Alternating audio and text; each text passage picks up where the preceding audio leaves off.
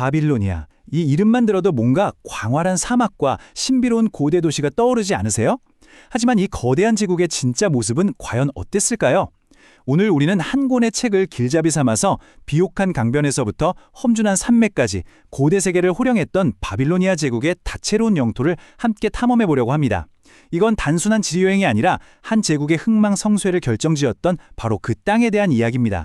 자, 이번 여정에서는 먼저 제국의 탄생부터 시작해서요. 그 심장부였던 바빌로니아 본토를 살펴보고 또 동쪽의 수시아나, 서쪽의 시리아와 팔레스타인에 이르기까지 제국을 이루었던 땅들을 차례대로 따라가 보겠습니다. 모든 위대한 제국에는 그 시작을 알리는 결정적인 순간이 있기 마련이죠. 바빌로니아는 과연 어떻게 고대 동방세계의 네 번째 패권 국가로 떠오를 수 있었을까요?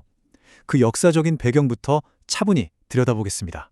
이야기는 기원전 7세기 후반으로 거슬러 올라갑니다. 당시에 철옹성 같았던 아시리아 제국이 무너지면서 메소포타미아 지역에 거대한 힘의 공백이 생겼어요. 바로 그 중간 어떻게 보면 변방의 작은 왕국에 불과했던 바빌로니아가 역사의 무대 중심으로 등장하게 된 겁니다. 아시리아의 멸망은 바빌로니아에게는 정말 절호의 기회였죠. 그들은 아시리아가 수세기 동안 지배해왔던 광대한 영토의 대부분을 물려받으면서 새로운 제국의 시대를 열게 됩니다.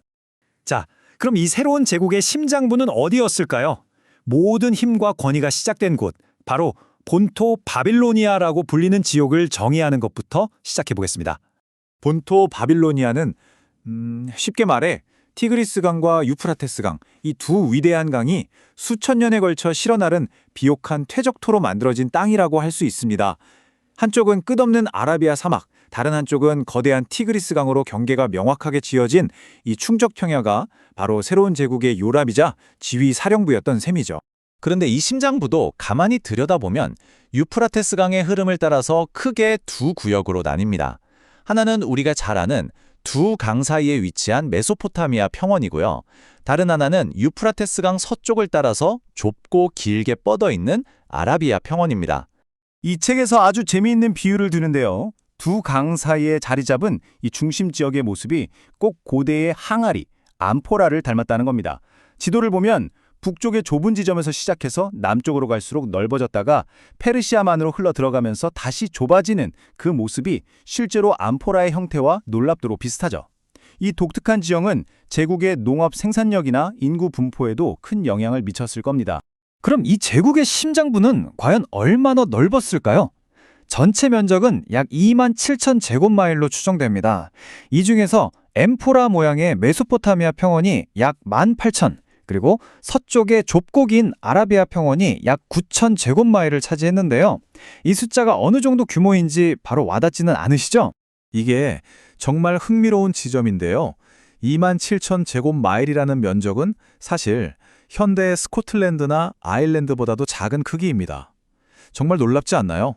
이렇게 상대적으로 작은 땅에서 그 거대한 제국 전체를 통치했다는 사실은 당시 바빌로니아의 행정력과 자원을 집중시키는 능력이 얼마나 효율적이고 강력했는지를 잘 보여주는 대목입니다. 자, 이제 제국의 확장 과정을 살펴보겠습니다. 아시리아라는 거대한 경쟁자가 사라지자 바빌로니아는 기다렸다는 듯이 영토를 넓히기 시작했죠. 그 첫 번째 방향은 바로 동쪽, 고대 엘람 왕국이 있었던 수시아나 땅이었습니다. 제국의 가장 동쪽 수시아나. 유대인들에게는 엘람이라는 이름으로 더 익숙한 곳이죠. 이 지역을 차지하면서 바빌로니아의 국경은 티그리스강을 넘어서 저 멀리 박티아르 산맥까지 뻗어나가게 됩니다. 이건 제국에게 아주 중요한 전략적 방어선을 제공해줬어요. 그런데 이 수시아나라는 땅이 참 재미있습니다. 한마디로 두 얼굴을 가진 땅이라고 할 수 있거든요. 한쪽에는 강물이 넘쳐나는 비옥한 저지대 쿠지스탄이 펼쳐져 있고요. 다른 한쪽에는 험준하지만 아름다운 고원지대 루리스탄이 솟아 있습니다. 이렇게 극명하게 다른 두 지형이 하나의 지역 안에 공존하고 있었던 거죠. 특히 루리스탄 고원지대는 경치도 아주 뛰어나고 생산성도 높았다고 해요. 바빌로니아 본토의 단조로운 평원과는 정말 정반대의 풍경을 보여주는 곳이었죠. 이곳은 제국의 다양한 자원과 함께 아름다운 풍경까지 더해주었습니다.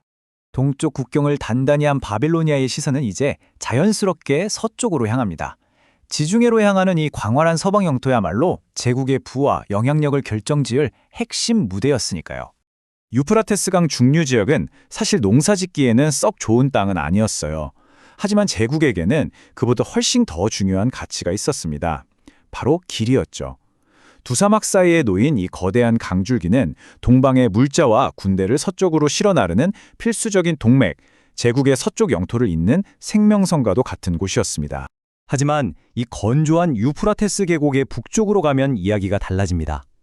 본토 메소포타미아라고 불리는 훨씬 더 가치 있고 비옥한 땅에 나타나죠. 이 지역은 거의 확실하게 바빌로니아의 지배 아래에 있었을 것으로 보이는데요. 수많은 샘과 강 덕분에 목축과 농업에 아주 유리한 땅이었습니다. 서쪽으로의 여정을 계속 이어가 보겠습니다. 이제 우리는 고대 세계의 진정한 교차로 시리아에 도착했습니다.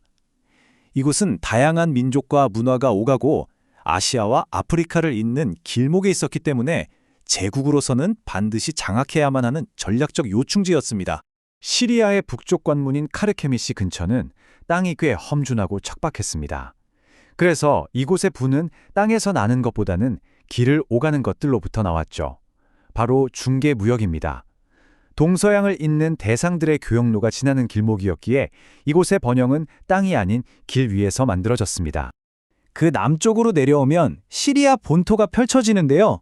이 지역의 지형은 두 개의 거대한 산맥이 평행하게 달리는 모습으로 요약할 수 있습니다.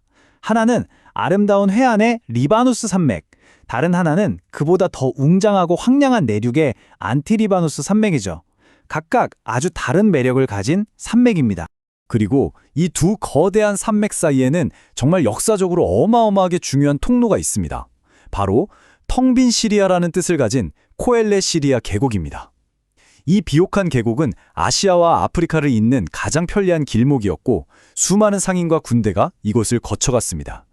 이 길을 지배하는 자가 고대 근동을 지배한다고 해도 과언이 아니었죠. 자, 그런데 이 계곡의 서쪽, 산과 바다 사이에 아주 좁게 끼어 있는 땅이 있었어요. 바로 페니키아입니다. 어떻게 이렇게 좁고 보잘것없어 보이는 땅이 고대 아시아에서 가장 가치 있는 지역 중 하나가 될 수 있었을까요? 그 해답은 역설적으로 그들의 지리적 환경에 있었습니다. 산과 바다 사이에 갇힌 좁고 척박한 땅은 페니키아인들에게 다른 선택의 여지를 주지 않았죠. 그들은 어쩔 수 없이 바다로 눈을 돌려야만 했습니다. 풍부한 목재로 튼튼한 배를 만들고 해안선을 따라 늘어선 천연 항구들을 거점 삼아서 지중해 전역을 누비기 시작했죠. 그렇게 그들은 고대 세계 최초의 위대한 해양 상업 국가로 성장했습니다. 이번엔 산맥의 동쪽으로 가보겠습니다. 이곳에는 안티리바누스 산맥에서 흘러내린 강들이 만들어낸 또 다른 경이로운 세계가 있었습니다. 바로 다마스쿠스 지열입니다. 안티리바누스 산맥에서 발원한 강들이 사막 한가운데서 만들어낸 기적 같은 오아시스였죠. 메마른 땅 한가운데에 믿을 수 없을 만큼 비옥하고 아름다운 녹색의 정원이 펼쳐져 있었습니다. 이곳은 단순한 도시가 아니라 제국의 동쪽 교역로를 지배하는 전략적 거점이자 부의 원천, 그야말로 제국의 보석 같은 곳이었습니다. 우리의 여정은 이제 남쪽으로 향합니다. 이 책에서 세계사의 다른 어떤 땅보다도 더 큰 영향을 미쳤다고 평가하는 곳, 바로 팔레스타인입니다. 면적은 약 11,000제곱마일, 지금의 벨기에와 비슷한 크기입니다. 이 영토 안에는 요르단강 서쪽의 갈릴리, 사마리아, 유대 지역과 동쪽의 여러 지역들이 포함되어 있었습니다. 이 땅을 이해하려면 가장 먼저 알아야 할 자연적 특징이 있습니다. 바로 요르단 계곡인데요. 이건 그냥 평범한 계곡이 아닙니다. 책에서는 지구 표면에 생긴 거대한 균열과 같다고 묘사하죠. 해수면보다도 훨씬 낮은 이 독특한 저지대는 팔레스타인 땅을 뚜렷하게 동과 서로 나누는 결정적인 역할을 했습니다. 이 깊은 균열을 중심으로 양쪽에는 서로 다른 모습의 고원지대가 펼쳐집니다. 서쪽은 완만한 언덕들이 계속 이어지는 지형이고 동쪽은 거대하고 균일한 고원이 마치 벽처럼 솟아있는 모습입니다. 마지막으로 팔레스타인의 해안 평야, 쉐펠라 지역이 있습니다. 이곳은 두 가지 중요한 역할을 동시에 수행했습니다. 하나는 시리아의 곡창이라 불릴 만큼 비옥한 곡창지대로서의 역할이었고, 또 다른 하나는 이집트와 메소포타미아를 잇는 해안길이 지나는 군사통로로서의 역할이었습니다. 수많은 군대가 이곳을 거쳐갔죠. 제국의 영토는 여기서 그치지 않고 남쪽으로 더 뻗어서 이집트 국경에 이르는 이두메아의 척박한 사막 지역까지 이어졌습니다. 자, 지금까지 제국의 영토를 쭉 둘러봤는데요. 이제 한 걸음 뒤로 물러나서 이 거대한 제국의 전체적인 모양과 규모를 한번 정리해 보겠습니다. 동쪽 루리스탄 산맥에서 서쪽 이집트 국경까지 실제 이동거리는 무려 1,400마일에 달했습니다. 그런데 폭은 아주 좁아서 고작 100에서 280마일 정도였어요. 전체 면적은 약 25만 제곱마일로 현대 오스트리아 크기와 비슷했다고 합니다. 뭔가 굉장히 길고 좁은 좀 특이한 형태라는 느낌이 드시죠? 이 책에서는 제국의 이런 독특하고 길게 뻗은 형태를 설명하기 위해 그노몬이라는 특정한 기하학 용어를 사용합니다. 그노몬이 뭐냐면 해시계에서 그림자를 만드는 L자 모양의 막대기 있잖아요. 바로 그걸 말하는 겁니다. 제국의 모양이 꼭 그 모습과 닮았다는 거죠. 바로 이 지점이 핵심입니다. 제국에게 엄청난 다양성과 부를 가져다 준 바로 그 길고 좁은 지리적 형태가 역설적이게도 제국의 가장 큰 약점이 되었다는 것이죠. 수도 바빌론은 서쪽 끝 국경에서 거의 1,000마일이나 떨어져 있었습니다. 이렇게 먼 중심부에서 광대한 영토의 사지 말단까지 제국의 힘과 영향력이 과연 원활하게 전달될 수 있었을까요? 이 지리적 한계라는 태생적 약점이 제국의 운명에 어떤 영향을 미치게 되는지 그 이야기는 다음 시간에 이어서 더 깊이 들어가 보도록 하겠습니다. 조지 롤린슨의 책을 따라가며 고대 바빌로니아 제국의 속살을 들여다보는 시간입니다. 오늘은 그 첫걸음으로 제국이라는 거대한 건축물의 가장 근본적인 토대, 바로 그들이 딛고 섰던 땅 그 자체를 살펴보는 것으로 여정을 시작하겠습니다. 구약 성경 다니엘서에 나오는 이 구절은 우리가 앞으로 탐험하게 될 제국의 어마어마한 규모를 아주 잘 보여주는 것 같습니다. 마치 땅의 한가운데 우뚝 솟아 그 끝이 하늘에 닿는 거대한 나무처럼 바빌로니아 제국 또한 자신들의 영향력이 세상 모든 곳에 미치기를 바랐던 것이겠죠. 자, 그럼 이런 질문이 자연스럽게 떠오릅니다. 그 강력했던 아시리아가 무너지고 나서 바빌론은 과연 어떤 땅을 손에 넣었을까? 그리고 그 새로운 영토는 대체 어떤 모습이었을까? 오늘 우리의 여정은 바로 이 질문에 대한 답을 찾아가는 과정입니다. 지금부터 저와 함께 바빌로니아의 통치 아래 들어왔던 광활하고 다채로운 영토의 지도를 그려보시죠. 좋습니다. 그럼 제국의 동쪽 끝에서부터 서쪽으로 그 광활한 영토를 함께 걸어가 보겠습니다. 모든 이야기의 시작, 제국의 심장부는 바로 바빌로니아 본토였습니다. 비옥한 땅이었지만 그 크기는 스코틀랜드나 아일랜드보다도 조금 작았다고 해요. 그런데 정말 놀라운 건 말이죠. 기원전 7세기 후반에 이 비교적 작은 땅에서 그 거대한 제국이 정말 갑자기 생겨났다는 겁니다. 모든 것은 바로 여기서 시작되었습니다. 제국의 동쪽 경계선은 수시아나라는 곳이었는데요. 이 책에 따르면 여긴 정말 축복받은 땅이었습니다. 수많은 강줄기가 대지를 비옥하게 만들어 풍요로운 곡창지대를 이루었고 그 뒤로는 거대한 박티아리 산맥이 마치 병풍처럼 둘러싸고 있어서 천연 요새 역할을 해주었거든요. 그러니까 생산력과 방어력, 두 마리 토끼를 모두 잡은 셈이죠. 이제 서쪽으로 한번 가볼까요? 여기는 아주 대조적인 두 지역이 있었습니다. 먼저 상부 유프라테스 계곡은 사막을 가로지르는 길고 좁은 생명선 같았어요. 제국의 부와 정보가 이 길을 따라 오갔죠. 반면에 메소포타미아 본토는 셈의 땅이라고 불릴 만큼 물이 풍부해서 목축과 농업의 중심지 역할을 했습니다. 하나는 교역의 동맥이었고 다른 하나는 생산의 심장이었던 겁니다. 더 서쪽으로 발걸음을 옮기면 시리아의 다채로운 영토들이 우리를 기다립니다. 각 지역마다 정말 뚜렷한 색깔을 가지고 있었어요. 우선 북부 시리아는 땅 자체의 생산물보다는 교역의 중심지라는 지리적 이점 덕분에 번영했고요. 코엘레 시리아라고 불렸던 시리아 본토는 두 거대한 산맥 사이에 자리한 비옥한 통로로 아시아와 아프리카를 잇는 전략적 요충지였습니다. 그리고 해안가의 페니키아는 강력한 해상무역의 중심지이자 질 좋은 목지의 산지였죠. 마지막으로 동쪽의 다마스쿠스는 사막 한가운데 강이 만들어낸 기적 같은 오아시스였습니다. 시리아 남쪽으로 내려가면 우리에게도 아주 익숙한 이름이죠. 바로 팔레스타인 땅에 나타납니다. 이 땅의 모든 역사는 이 독특한 지형, 특히 땅이 거대하게 갈라진 틈인 요르단 계곡이 만들었다고 해도 지나친 말이 아닐 겁니다. 이 책에서 묘사하는 팔레스타인은 마치 잘 짜인 모자이크 작품 같아요. 요르단강을 기준으로 서쪽에는 고원과 비옥한 평야가 번갈아 나타나고 동쪽에는 마치 거대한 벽처럼 고원지대가 솟아 있습니다. 그리고 그 둘 사이를 가르는 것이 바로 지구의 표면에 생긴 깊은 상처와도 같은 요르단 계곡이죠. 이 독특한 지형이 팔레스타인을 지리적으로 또 역사적으로도 뚜렷하게 나누는 역할을 했습니다. 제국의 남쪽 끝, 그 경계선은 이두메아까지 이어졌습니다. 이집트와 맞닿은 이 땅은 아주 척박하고 거친 곳이었죠. 하지만 바로 그 척박한 땅에 붉은 사암을 깎아 만든 도시 페트라라는 보석이 숨겨져 있었습니다. 자, 지금까지 살펴본 이 모든 영토를 다 합치면 바빌로니아 제국은 무려 25만 제곱마일에 달하는 정말 어마어마한 땅을 다스렸습니다. 현대 오스트리아의 면적과 비슷하다고 하네요. 그런데요, 이 거대한 크기와 그 모양이 오히려 제국의 발목을 잡는 문제가 되었습니다. 책에서는 제국의 모양을 그노몬 같았다고 표현해요. 그노몬이 뭐냐면 해시계에서 그림자를 만드는 막대기 있잖아요. 바로 그걸 말하는 겁니다.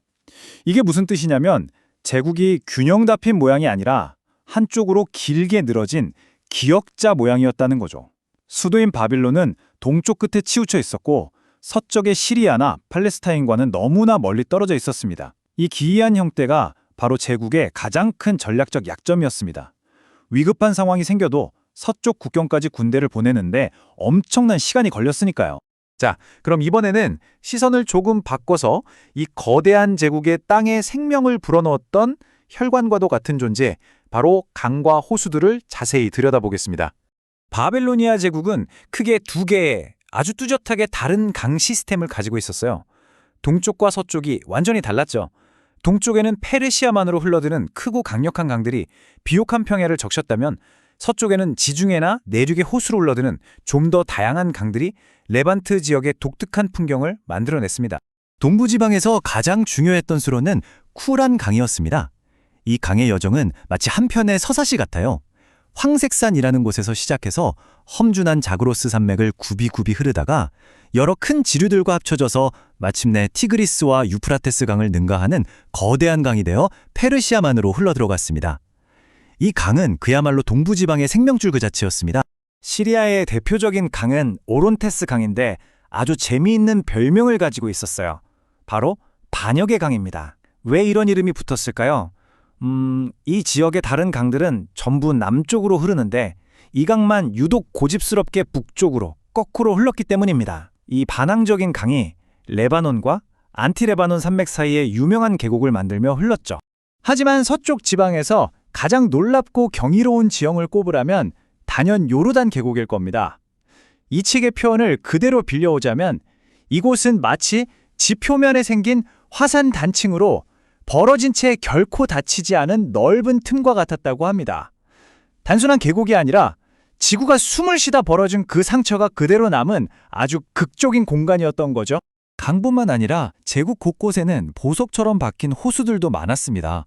크게 두 종류로 나눌 수 있겠네요. 하나는 아주 귀한 소금을 끝없이 선물해주는 소금 호수들이었고요. 다른 하나는 풍부한 물고기로 사람들의 배를 채워주는 담수호들이었습니다.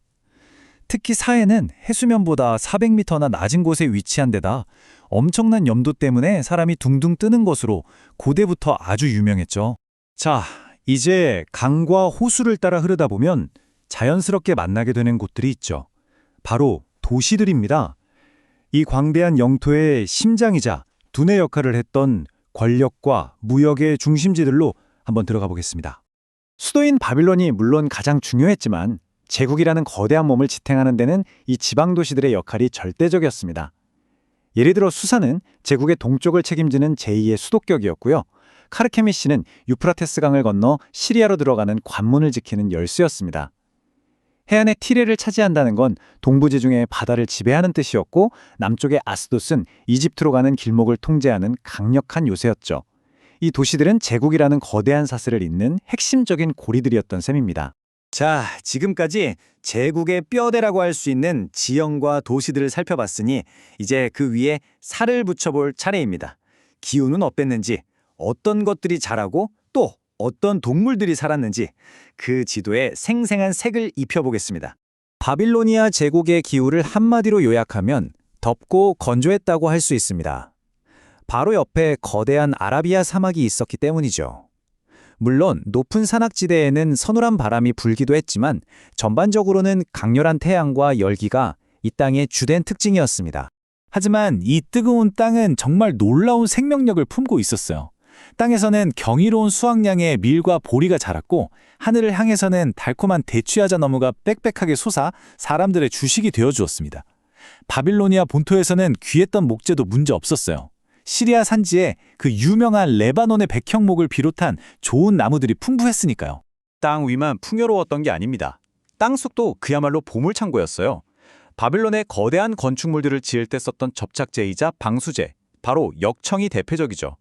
그 외에도 상업적으로 아주 중요했던 소금, 무기를 만드는 데 쓰인 구리와 철, 화폐로 사용된 은까지 제국의 부를 뒷받침하는 귀한 자원들이 땅속에 가득했습니다. 물론 이 모든 풍요는 사람들의 곁을 묵묵히 지킨 동물들이 없었다면 불가능했을 겁니다. 소와 물소는 묵묵히 밭을 갈았고 낙타와 당나귀는 제국의 혈관을 따라 물자를 실어 날랐죠. 말과 노새는 전장을 누볐고 염소와 양은 귀한 식량과 옷감을 제공했습니다. 이 동물들 하나하나가 제국이라는 거대한 기계를 움직이는 아주 소중한 부품이었습니다. 동물 이야기가 나온 김에 이 책에 나오는 아주 흥미로운 새 한 마리를 소개해 드릴게요.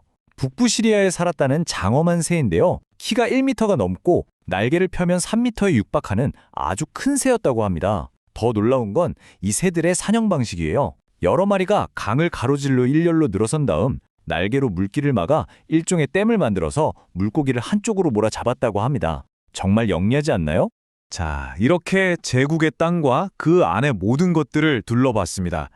이제 마지막으로 이 모든 것의 주인이었던 사람들, 바로 바빌로니아인들은 어떤 사람들이었는지 그들의 초상을 그려보겠습니다. 바빌로니아 사람들은 흔히 생각하는 것처럼 단일 민족이 아니었습니다. 오히려 여러 색의 물감을 섞어놓은 것 같은 복합적인 민족이었죠. 고대 칼데아인의 피를 바탕으로 쿠시족, 투란족, 그리고 셈족의 요소가 오랜 세월에 걸쳐 뒤섞였습니다. 그리고 수세기 동안 이어진 아시리아의 지배는 이 혼합을 더욱 가속화했죠. 그들의 모습을 좀 더 구체적으로 그려보기 위해 북쪽의 라이벌이었던 아시리아인과 한번 비교해 볼까요?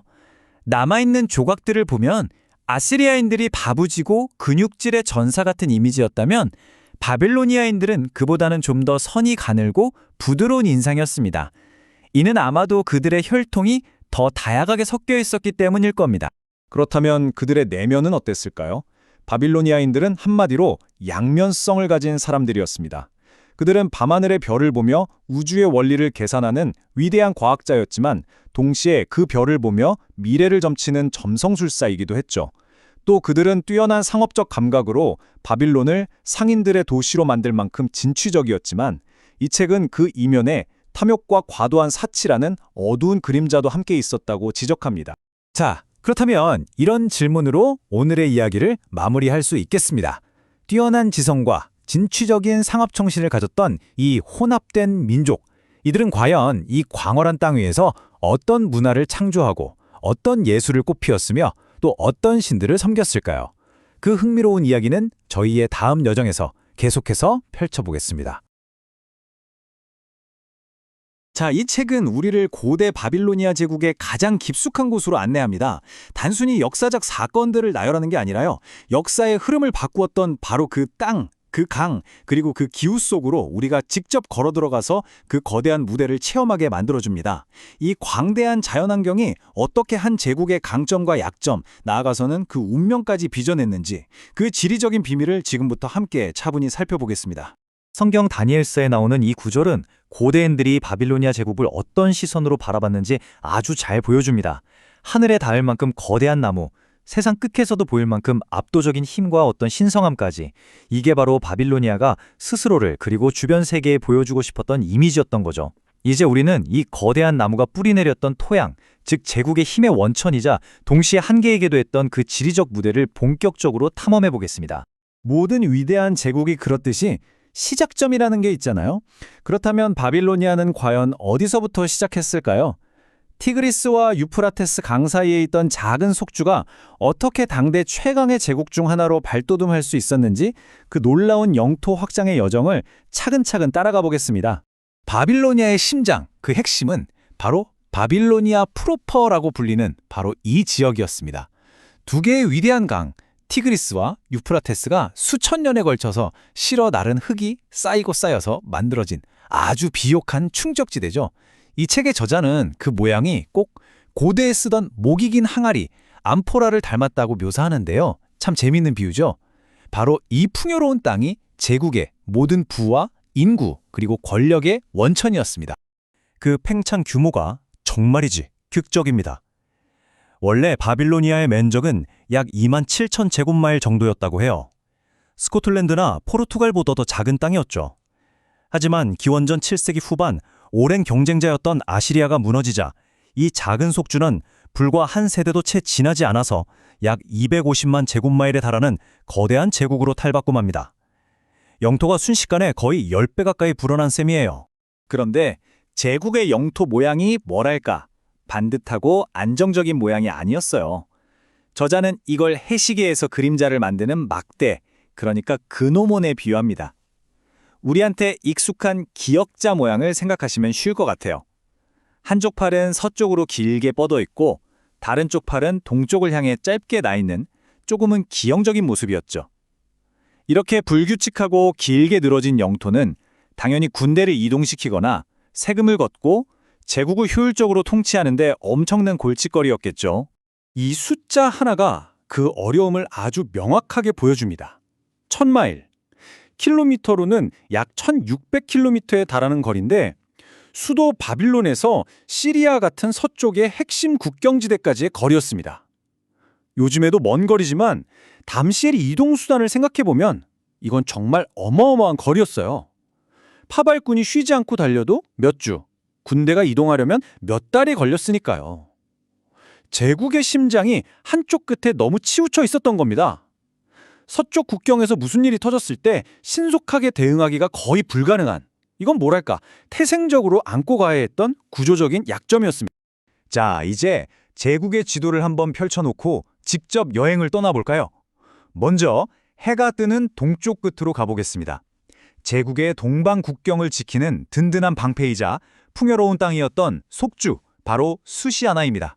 수시아나는 오늘날 이란의 후제스탄과 로레스탄 지역에 해당하는 땅인데요. 성경에서는 엘람이라고도 불렸던 곳입니다. 이 땅을 얻으면서 바빌로니아는 국경을 티그리스강 넘어 동쪽으로 100마일 이상이나 밀어낼 수 있었죠. 이 수시아나라는 땅은 참 재미있게도 두 개의 다른 얼굴을 가지고 있었어요. 저지대는 여러 강이 흘러넘치는 비옥한 곡창지대로 제국에 막대한 양의 식량을 공급했고요. 반면에 고지대인 로레스탄은 아름다운 계곡과 울창한 숲, 드넓은 목초지가 펼쳐진 그야말로 낙원 같은 곳이었습니다. 그러니까 수시아나는 제국의 경제적인 풍요를 안겨줬을 뿐만 아니라 동쪽의 강력한 페르시아 세력을 막아주는 든든한 자연장벽, 아주 중요한 전략적 방패 역할까지 해낸 셈입니다. 자, 이제 여정의 방향을 180도 확 틀어서 서쪽으로 가보겠습니다. 유프라테스 강에서 지중해에 이르는 이곳은 정말 고대 세계의 부와 권력이 부딪히고 교체하는 거대한 회랑 같은 곳이었어요. 제국의 운명을 걸어야 했던 가장 중요한 전략적 요충지였죠. 유프라테스 강 상류 계곡은 제국의 동쪽과 서쪽을 연결하는 말하자면 대동맥 같은 핵심 교통로였고요. 그리고 그 북쪽, 메소포타미아 프로퍼라고 불리는 지역은 카브르 강과 빌리크 강이 풍부한 물을 공급해서 끝없이 펼쳐진 비옥한 농경지와 목초지를 만들어냈습니다. 제국의 군마를 키우고 군대를 먹일 식량을 생산하는 아주 중요한 기지 역할을 했던 곳입니다. 시리아 제국은 정말 극적인 대조를 보여주는 땅이었습니다. 북부 시리아는 거대한 산맥의 끝자락에 위치한 한마디로 척박하고 황량한 평원이었어요. 농사보다는 교역에 의존해야 했죠. 그런데 남쪽의 시리아, 본토, 그러니까 코엘레 시리아는 완전히 다른 세상이었습니다. 리바누스와 안티리바누스라는 두 거대한 산맥 사이에 자리 잡은 이 움푹팬 시리아 계곡은 오론테스 강과 리타니 강이 흐르는 아주 비옥한 땅이었거든요. 무엇보다 중요한 건 그 위치였어요. 이집트와 메소포타미아, 아나톨리아를 잇는 길목이었기 때문에 이 길을 지배하는 자가 고대 근동세계에 무역과 군사적 패권을 줄 수 있었던 겁니다. 지중해 연안의 페니키아는 그 좁은 크기만 보고 섣불리 판단해서는 안 되는 곳이었습니다. 이 길고 좁은 땅은 자체적으로도 곡물이나 최상급 목재를 생산했지만 페니키아의 진짜 힘과 부는 바다에서 나왔거든요. 고대 최초의 위대한 해상국가였던 그들은 수많은 천연 항구를 거점으로 삼아서 지중해 전역의 무역을 독점하며 막대한 부를 쌓았습니다. 바빌로니아 입장에서 페니키아를 손에 넣는다는 건 단순히 영토를 넓히는 걸 넘어서 내륙 제국의 한계를 깨고 지중해의 풍부한 자원과 부, 그리고 패권을 장악한다는 걸 의미했습니다. 사막 한가운데 자리한 다마스쿠스는 이건 정말 기적 같은 도시였어요. 안티리바누스 산맥에 눈 녹은 물에서 시작된 바라다강과 아와즈강이 메마르고 황량하기만 한 사막을 깊고 푸른 정원으로 바꾸어 놓았으니까요. 이 책에서도 이곳을 사막의 보석이라고 묘사하면서 그 풍요로움과 지상 낙원 같은 아름다움을 극찬하고 있죠. 다음 목적지는 팔레스타인입니다. 크기로만 보면 벨기에나 웨일스와 비슷하다고 하는데요. 이 작은 땅이 인류 역사에 남긴 발자국은 그 크기와는 비교할 수가 없죠. 팔레스타인은 거대한 요르단 계곡을 뚜렷한 경계로 해서 서쪽의 갈릴리, 사마리아, 유대 지역과 동쪽의 이투레아, 바샨, 길르앗 지역으로 나뉩니다. 팔레스타인의 가장 독특한 지형은 뭐니 해도 요르단 계곡입니다. 근데 이게 그냥 강물이 깎아서 만든 평범한 계곡이 아니에요. 마치 지구가 쩍 하고 갈라져서 생긴 거대한 상처, 화산성 단층, 그러니까 열곡이라는 거죠. 헤르몬산에서 시작된 물줄기가 메로모수를 지나고 해수면보다 훨씬 낮은 갈릴리 바다로 뚝 떨어집니다. 그리고 고루라고 불리는 깊고 가파른 협곡을 따라서 흘러가다가 마침내 지구상에서 가장 낮은 지점인 사해에 이르게 되죠. 이 거대한 단층은 팔레스타인을 지리적으로 또 생태적으로 완벽하게 둘러 나누는 경계선 역할을 했습니다. 이 요르단 계곡을 사이에 두고 양쪽 땅은 정말이지 전혀 다른 풍경을 보여줍니다. 서쪽의 유대 지역은 올리브와 무화과 나무가 자라는 좀 거칠고 바위가 많은 언덕지대였던 반면에 동쪽의 길르앗과 바샨 지역은 아주 비옥한 흙을 품은 광활한 고원으로 훌륭한 목초지와 숲을 자랑했습니다. 이렇게 좁은 지역 안에 극과 극의 지형이 함께 존재하는 것이 팔레스타인의 지리적 특징이었습니다. 그리고 팔레스타인의 지중해 연안을 따라서 셰펠라라고 알려진 필리스티아 평원이 펼쳐져 있었는데요. 이 땅은 정말 경이로울 정도로 비옥했습니다. 특별한 비료나 관계시설이 없어도 매년 엄청난 양의 곡물을 생산해냈다고 해요. 말 그대로 시리아의 곡창지대였던 거죠. 그러니 이 지역을 장악하는 건 어느 정복자에게나 제국의 식량 안보를 확보하고 군대를 먹여 살리는 최우선 과제일 수밖에 없었습니다. 자, 이제 제국의 영토를 풍요롭게 적셨던 생명선, 바로 강줄기를 따라서 한번 가보겠습니다. 동쪽의 거대한 강에서부터 서쪽의 중요한 수로에 이르기까지 이 다채로운 물줄기들이 어떻게 제국의 번영을 이끌었는지 그 역할을 살펴보죠. 제국의 동쪽 끝 수시아나에는 4개의 중요한 강이 흘렀습니다. 이 강들은 모두 자그로스 산맥에서 시작해서 이 지역을 아주 비옥하게 만들었죠. 특히 쿠란 강은 다른 강과 합류한 뒤에는 그 규모가 티그리스강 본료를 능가할 정도로 웅장했다고 하고요. 케르카 강의 볼은 오직 위대한 왕만이 마실 수 있을 정도로 맑고 깨끗했다고 전해집니다. 서부의 강들은 저마다 아주 뚜렷한 개성과 이야기를 가지고 있었어요. 시리아의 오른테스 강은 그 물살이 하도 거세고 예측 불가능해서 반역의 강이라는 별명까지 얻었고요. 리타니 강은 거대한 레바논 산맥의 뿌리를 깎아내면서 장대한 협곡을 만들어냈습니다. 바라다 강은 다마스쿠스라는 사막의 기적을 홀로 만들어낸 뒤에 조용히 사라졌고, 요르단 강은 깊고 기이한 열곡을 따라서 흐르면서 지구상 어디에서도 볼 수 없는 독특한 지형을 빚어냈습니다.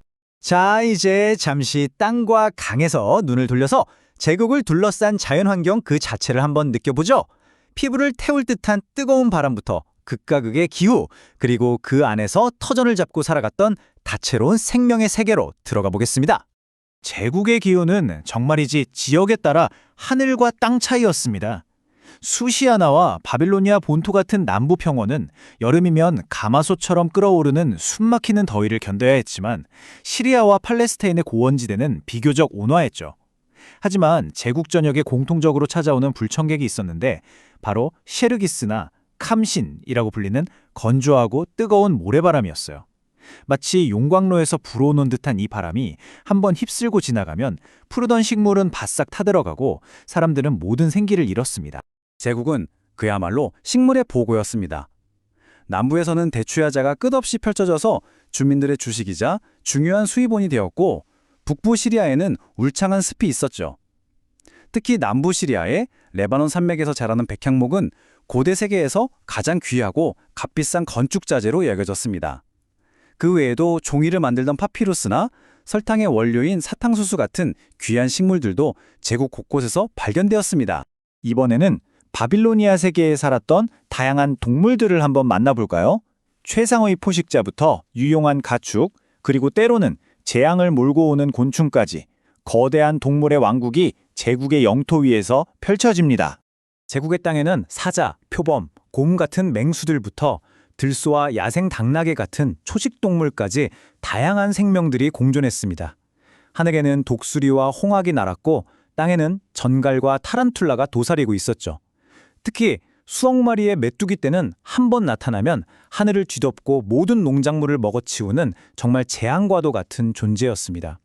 한편 사람들은 낙타, 말, 노새 같은 동물들을 길들여서 운송과 전쟁에 활용했고 특히 바빌로니아는 몸집이 크고 사나운 사냥개 품종으로도 유명했다고 합니다. 자, 이제 우리의 지리적 여정을 마무리하면서 땅 속에 숨겨진 제국의 부, 그러니까 그들이 활용할 수 있었던 광물과 천연자원에 대해 마지막으로 살펴보겠습니다. 제국의 천연자원을 쭉 살펴보면 한 가지 아주 놀라우면서도 중요한 사실을 발견하게 되는데요. 바로 제국의 심장부인 바빌로니아 본토에서는 건축에 쓸만한 돌이 전혀 나지 않았다는 점입니다. 이 지리적인 한계 때문에 역설적이게도 바빌로니아인들은 흙으로 구운 벽돌을 사용해서 인류 역사상 가장 위대하고 거대한 벽돌 건축 문명을 이룩해야만 했습니다. 반면에 역청이나 소금은 여러 지역에서 풍부하게 얻을 수 있었고 수시아나와 페트라 등지에서 채굴된 아름다운 보석들은 제국의 부와 권위를 상징했습니다. 지금까지 우리는 바빌로니아 제국의 광대한 지리적 무대를 쭉 둘러봤습니다. 비옥한 강과 평원은 제국의 무한한 풍요를 안겨줬지만 동시에 사방으로 열린 국경과 너무 멀리 떨어진 수도는 제국의 근본적인 취약점이기도 했죠. 특히 북쪽 국경 너머에는 호시탐탐 기회를 노리는 강력한 메디아 왕국이 있었습니다. 과연 이 광대하지만 불안정한 무대 위에서 바빌로니아 제국은 얼마나 오래 버틸 수 있었을까요? 아마 이 질문 속에 제국의 운명을 푸는 중요한 열쇠가 숨어 있을 겁니다. 바빌로니아 제국하면 보통 어떤 이미지가 떠오르시나요? 아마 대부분 거대한 도시나 함무라비 법전 아니면 전설 속에 나오는 공중정원 같은 것들을 생각하실 겁니다. 그런데 말이죠. 그 모든 위대한 문명을 가능하게 했던 가장 근본적인 힘, 그러니까 그들이 매일 발딛고 살아갔던 바로 그 자연에 대해서는 혹시 깊이 생각해 보신 적 있으신가요? 오늘 우리가 함께 살펴볼 이 책은 바로 그 이야기입니다. 제국의 기후와 자원, 그리고 그 넓은 땅을 가득 채웠던 풍부한 동식물에 대한 탐험이죠. 화려한 문명 뒤에 묵묵히 서 있던 땅, 그 자체의 목소리에 한번 귀 기울여 보는 시간을 가져보겠습니다. 자, 그래서 우리는 먼저 제국의 모든 삶을 규정했던 기후에서부터 이야기를 시작해 볼 거고요. 그 다음에 그 기후가 키워낸 식물과 땅속 자원들을 살펴볼 겁니다. 그리고 마지막으로는 광활한 제국을 누비던 야생동물들과 문명의 동반자였던 가축들의 이야기로 마무리해 보겠습니다. 그럼 우리의 여정을 시작해 볼까요? 눈에 보이지는 않지만 제국 전역의 삶을 가장 강력하게 지배했던 힘, 바로 기후에 대한 이야기부터입니다. 바빌로니아 제국의 기후를 제대로 이해하려면 머릿속에 지도를 한번 그려보시면 좋을 것 같아요. 제국의 바로 서쪽에는 거대한 아라비아 사막이 자리 잡고 있어서 뜨거운 숨결을 끊임없이 내뿜고 있습니다. 또 동쪽이나 북쪽에는 습한 바닷바람을 막아주거나 기온을 낮춰줄 만한 높은 산맥이 없었고요. 땅의 열기를 식혀줄 울창한 숲도 거의 없었습니다. 이 세 가지 지리적인 요인이 딱 맞물리면서 바빌로니아는 지구상의 같은 위도에 있는 다른 어떤 지역보다도 유독 덥고 건조한 기후를 갖게 된 겁니다. 그런데 여기서 정말 흥미로운 점은요. 덥고 건조하다 이 한마디로는 제국 전체 기후를 다 설명할 수가 없다는 거예요. 제국이 워낙 넓었기 때문에 지역별로 아주 뚜렷한 기후 차이를 보였거든요. 남쪽 메소포타미아 평야와 수시아나 지역은 정말 극심한 더위가 특징이었고요. 중부 시리아 지역은 그보다는 덜했지만 여전히 더웠습니다. 반면에 북쪽과 동쪽의 산악지대는 여름은 덥지만 겨울은 혹독할 정도로 추웠죠. 이렇게 기후가 다르다는 건 각 지역의 농사짓는 방식이나 집의 모양, 심지어 사람들의 성격까지도 다 달랐을 거라는 걸 의미합니다. 이 표를 보시면 그 차이가 정말 확 와 닿으실 텐데요. 예를 들어 남쪽 수시아나의 평원에서는 살을 태울 것처럼 건조하고 뜨거운 여름이 이어졌지만 겨울은 짧고 온화했습니다. 반면에 북쪽 유대 고원지대는 여름엔 건조하고 밤에는 선선했지만 겨울에는 서리가 내리고 뼈가 시릴 정도로 차가운 비와 눈을 맞아야 했죠. 지중해 연안의 저지대는 또 다릅니다. 여름은 습하고 숨이 턱턱 막히는 더위가 계속됐지만 겨울은 눈 구경하기 힘들 정도로 온화했거든요. 말 그대로 한 제국 안에서 열대기후부터 추운 겨울까지 모두 경험할 수 있었던 셈이죠. 특히 남부 수시아나 지방의 더위는 정말 상상을 초월했던 것 같아요. 고대 역사가인 스트라보가 남긴 기록을 보면 거의 믿기 힘들 정도인데요. 한여름 대낮에 도마뱀이나 뱀이 길을 건너려고 하면 그 뜨거운 땅의 열기 때문에 절반도 못 가서 말 그대로 타 죽었다는 겁니다.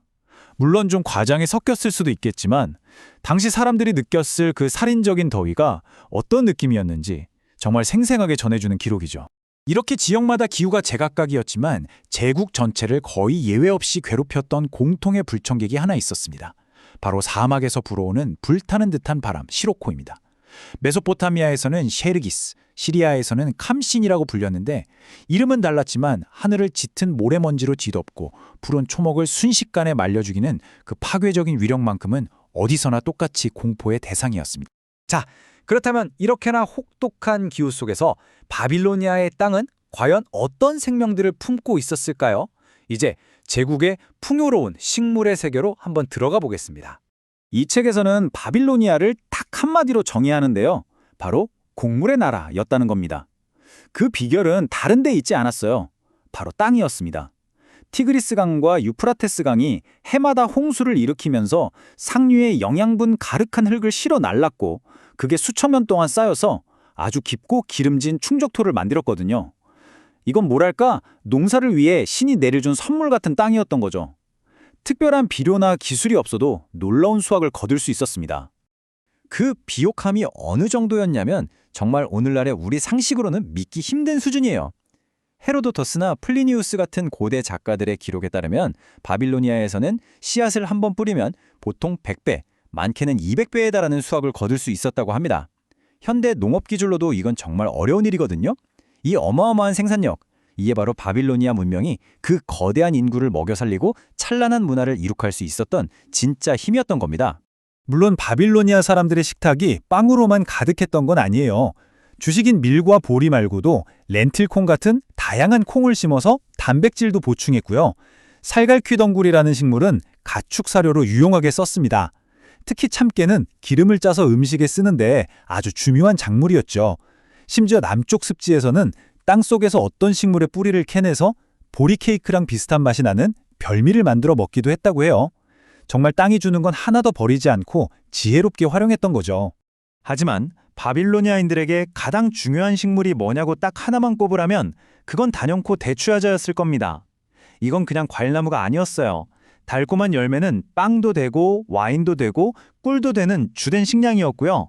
거대한 나무줄기는 집을 짓는 기둥과 들보로 쓰였습니다.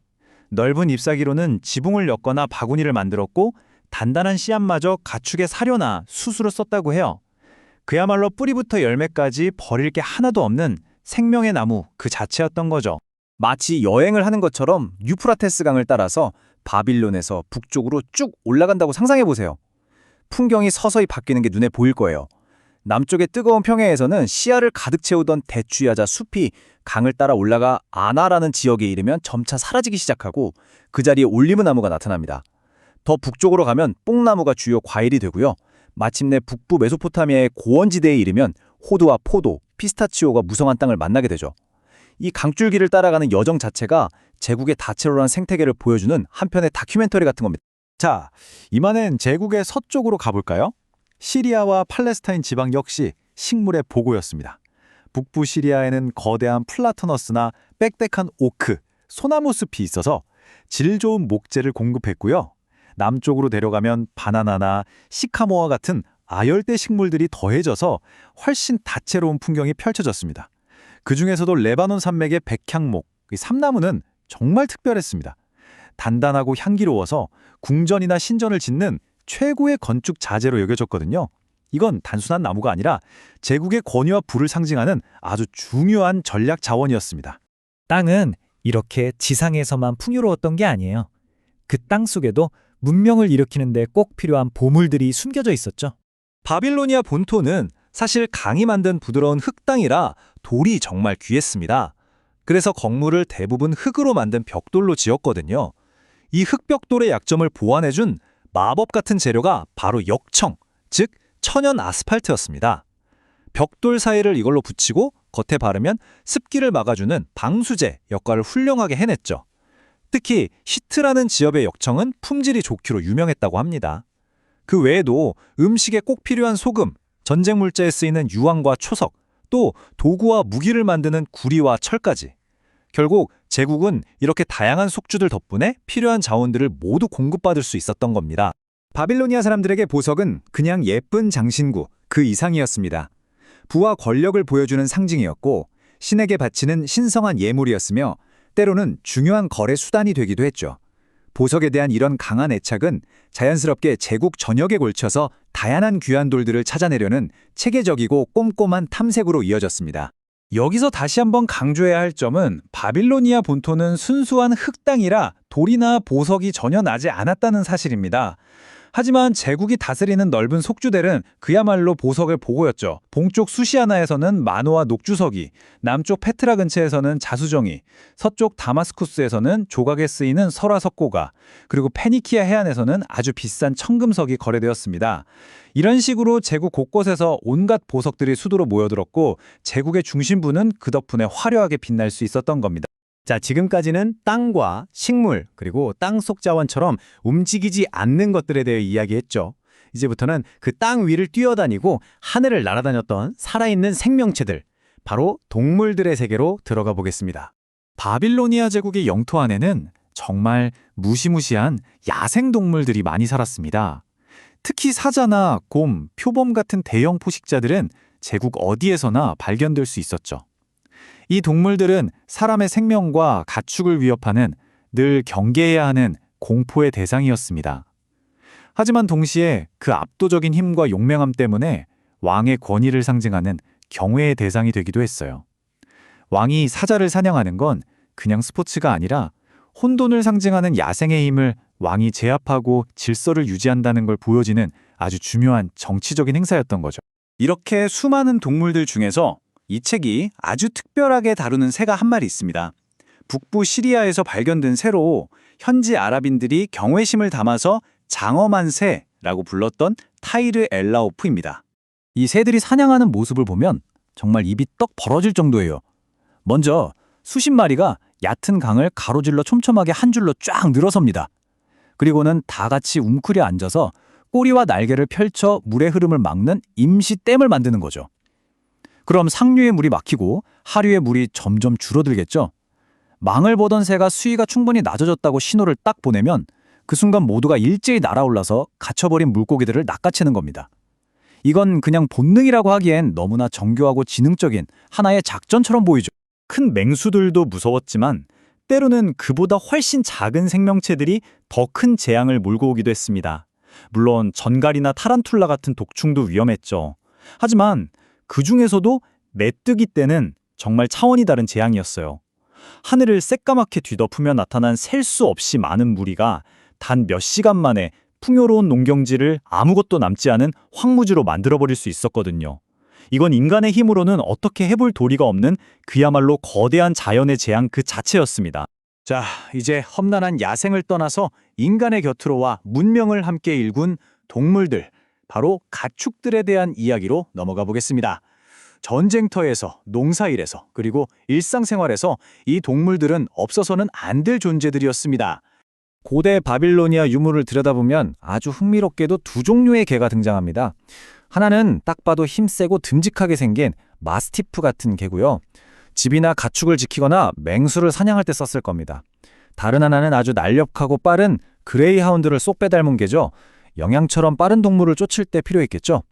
이건 아주 오래전부터 바빌로니아인들이 각기 다른 용도에 맞춰서 선택적으로 개를 기르고 활용했다는 걸 보여주는 중요한 증거입니다. 제국이라는 거대한 기계는 사람의 힘만으로는 돌아갈 수 없었습니다. 그 동력의 상당 부분은 바로 이 동물들로부터 나왔죠. 특히 노새는 말보다 지구력이 좋고 험한 길도 잘 다녀서 전쟁터에 보급품을 나르거나 무거운 짐을 옮기는데 아주 귀하게 쓰였습니다. 말은 주로 왕이나 귀족의 권위를 상징하는 전차를 끄는 용도였고요. 낙타는 제국의 동쪽과 서쪽을 잇는 사막 교역로에서 절대적인 존재였습니다. 또 남쪽의 습한 저지대에서는 그 환경에 완벽하게 적응한 물소가 농사에 없어서는 안 될 동반자였죠. 각각의 동물들이 제국의 다양한 환경과 필요에 딱 맞춰서 제 몫을 다해줬기 때문에 문명이라는 거대한 수레바퀴가 굴러갈 수 있었던 겁니다.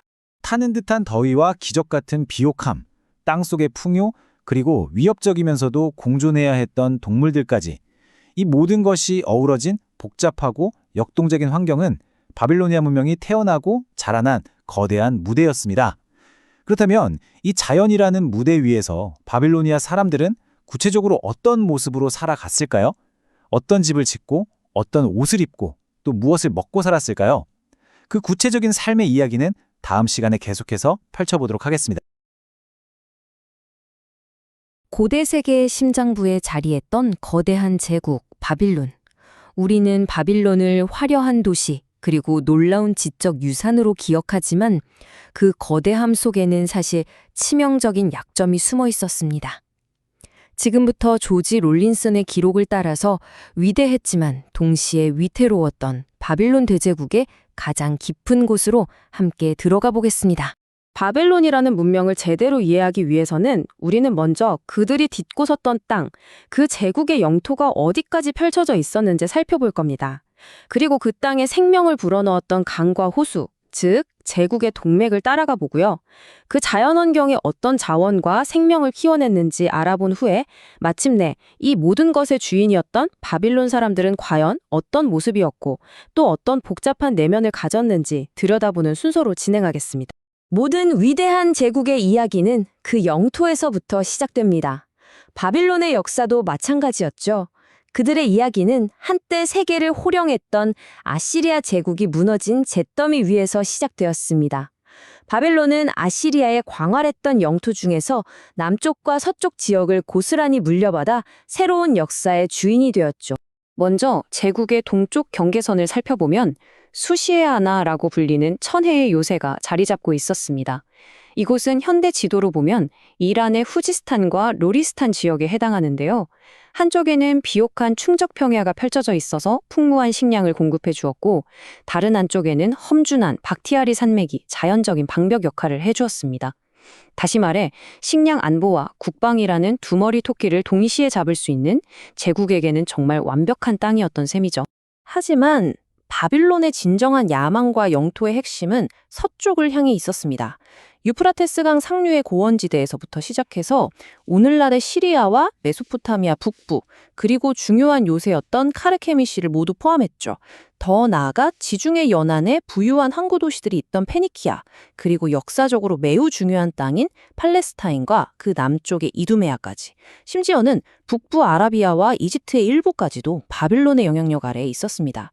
실로 다양한 문화와 지형을 품에 안은 광대한 영토였습니다.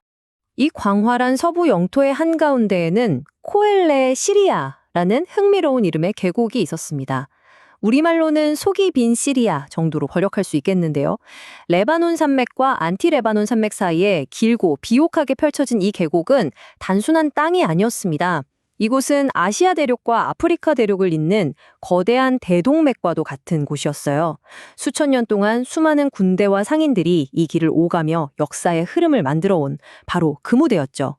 이제 지중해 연안으로 눈을 돌려보면 제국의 가장 빛나는 보석 두 개가 우리를 기다리고 있습니다. 첫 번째는 페니키아입니다. 아주 좁고 긴 해안지대에 불과했지만 이곳의 부는 땅에서 나온 게 아니었어요. 바로 해상무역과 레바논의 풍부한 목재, 그리고 뛰어난 기술력을 바탕으로 막대한 부를 창출해냈습니다. 그리고 다른 하나는 팔레스파인입니다. 비교적 좁은 땅 안에 갈릴리와 유대 같은 고원지대, 깊은 요르단 계곡, 그리고 시리아의 곡창이라 불릴 만큼 비옥했던 해안 평야까지 정말 다양한 지형과 민족, 그리고 끊임없는 갈등이 뒤섞여 있던 역사적으로 매우 복잡하고 중요한 땅이었습니다. 제국의 남쪽 끝으로 내려가면 바빌론은 이두메아의 거칠고 건조한 황무지와 마주하게 됩니다. 이곳은 사람이 살기에는 척박했지만 전략적으로는 매우 중요했어요. 단순한 국경이 아니었던 거죠. 남서쪽의 영원한 경쟁자였던 이집트의 위협을 막아주는 1차 방어선 역할을 했고, 동시에 남쪽 사막의 유목민들로부터 제국을 보호하는 아주 중요한 완충지대였습니다. 자, 이렇게 동쪽의 수시아나에서부터 서쪽의 지중해 연안, 그리고 남쪽의 이두메아까지 이 모든 영토를 합치면 바빌론 제국의 총 면적은 약 25만 평방마일에 달했습니다. 이게 어느 정도 크기냐면 오늘날 오스트리아의 전체 면적과 거의 비슷하다고 해요. 고대 세계의 기준에서 본다면 정말 상상하기 어려울 정도로 거대한 규모였던 거죠. 여기서 정말 흥미로운 지점이 하나 나옵니다. 바로 이 제국의 독특한 모양인데요. 이 책에서는 제국의 형태를 해시계에서 그림자를 만드는 막대, 즉 그노몬에 비유하고 있어요. 기역자 모양처럼 긴 팔 하나와 짧은 팔 하나가 불규칙하게 뻗어나간 형태를 상상하시면 됩니다. 그런데 이런 모양은 제국을 통치하는 데 상당한 어려움을 가져왔습니다. 중앙에서 너무 멀리, 그리고 비효율적으로 뻗어나간 영토들을 관리하고 방어하는 것이 보통 일이 아니었겠죠. 그렇다면 이렇게 광활하고 독특한 모양의 영토를 하나로 묶고 그 안에 생명을 불어넣었던 것은 과연 무엇이었을까요? 그건 바로 제국의 동맹 역할을 했던 강과 호수였습니다. 지금부터 제국의 동쪽 끝에서 서쪽 끝으로 이동하면서 이 생명의 물줄기가 각각의 지역에서 얼마나 극적으로 다른 모습을 보여주었는지 함께 따라가 보겠습니다. 동쪽의 수시아나 지역이 그토록 풍요로웠던 비결은 바로 자그로스 산맥에서 발원하는 강력한 4개의 강 덕분이었습니다. 켈카강, 쿠란강, 제라히강, 타브강.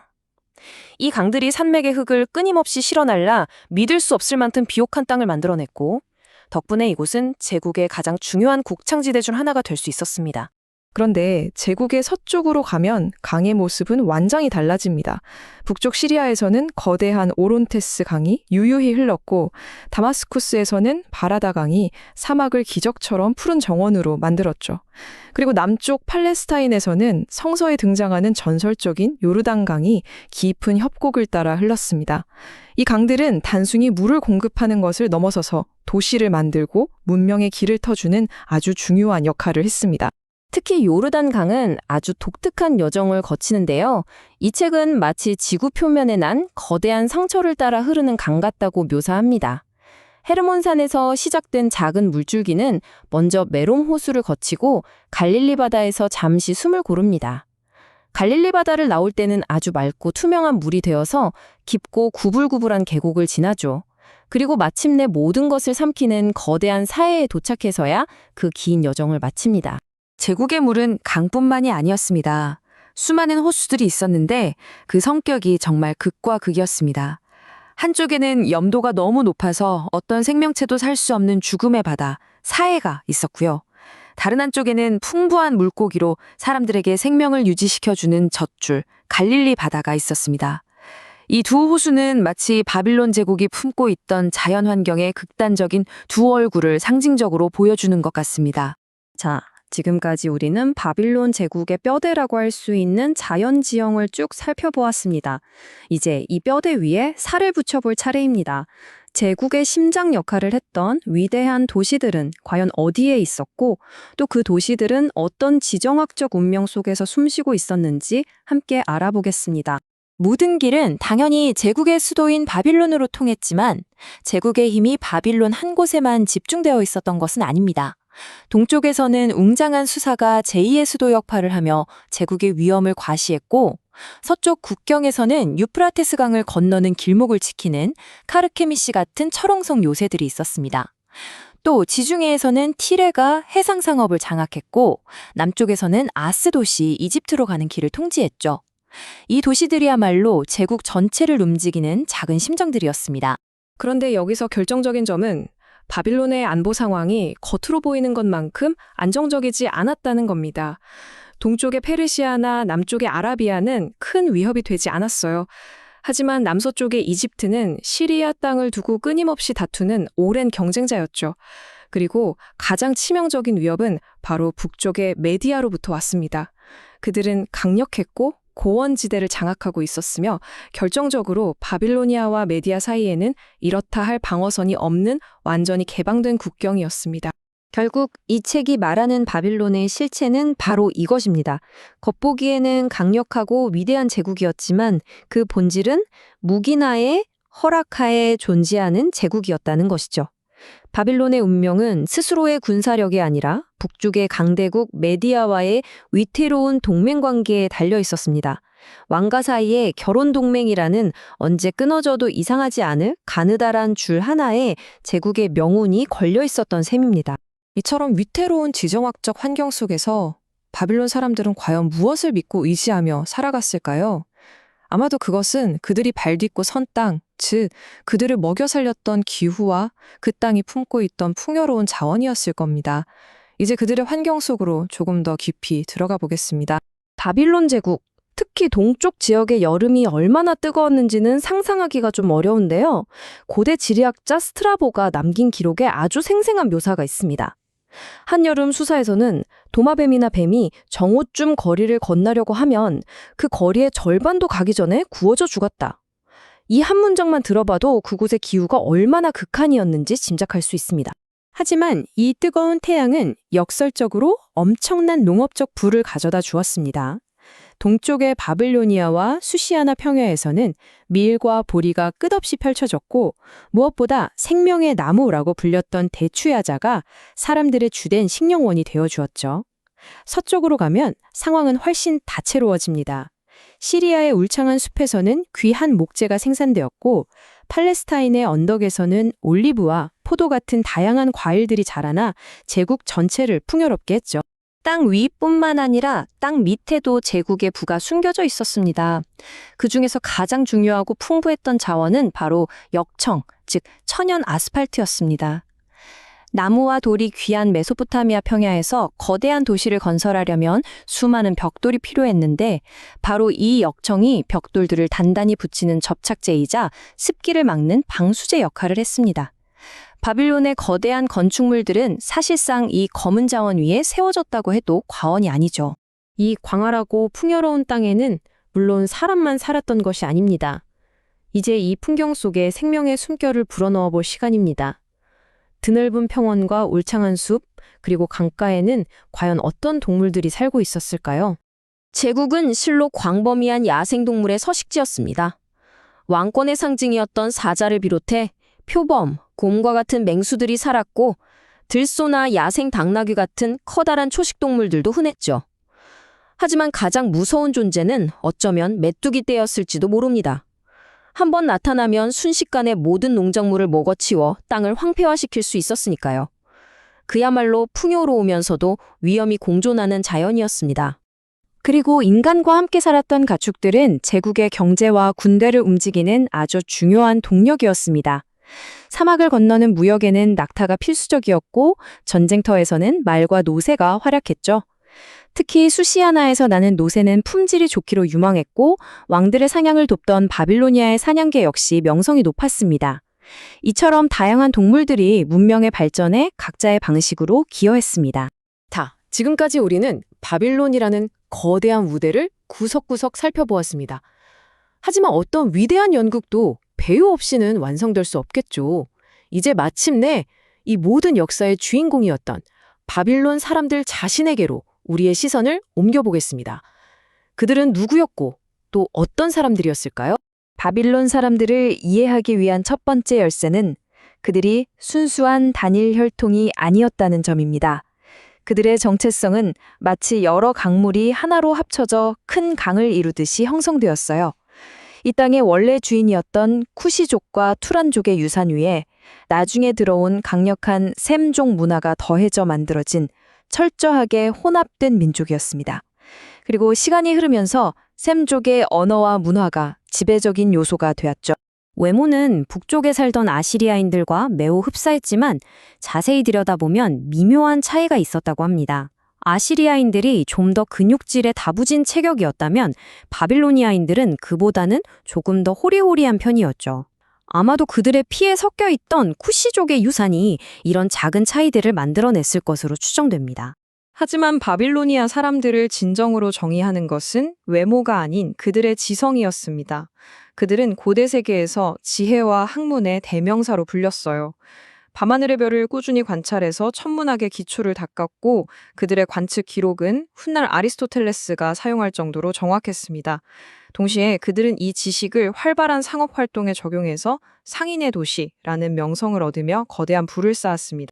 하지만 동전의 양면처럼 그들의 성공을 이끌었던 바로 그 뛰어난 상업 정신은 동시에 뿌리 깊은 탐욕과 극단적인 사치로 향하는 경향을 키우기도 했습니다.